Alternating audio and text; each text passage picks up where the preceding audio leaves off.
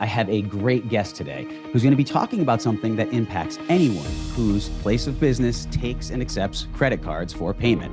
And that is how to save you money by lowering those annoying and costly credit card processing fees. What percentage of your credit card transactions do you lose to fees each month? We can leverage our knowledge of credit card processing to help businesses reduce their fees without the hassle of having to change who they were using. There's interchange fees, there's assessment fees, there's markup costs, and then all of that combined, there's also different pricing structures within credit card processing. There's about 6 of them. Some are good, some are terrible. And you think that you're signing that addendum, that they're gonna lock your pricing in that you negotiated for you for that amount of time. Yep. And it couldn't be it's the furthest thing from the truth. Even when we get your rates down, you have our team looking at your rates monthly to ensure that those rates stay in place. In the industry, they call it being a stickier account.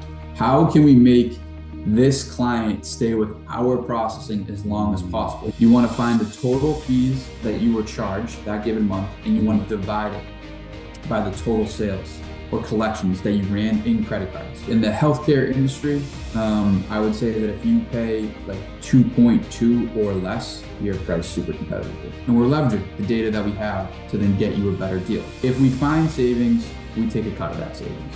That's how it works. Selfishly, I want to save you as much as I can.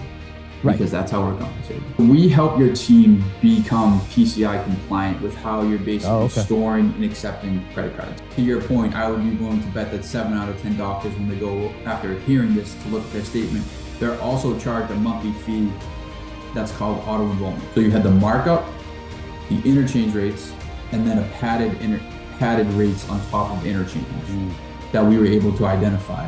And that alone just created 0.5% in cost savings. About how much do you think in the end that you're going to save them in a year?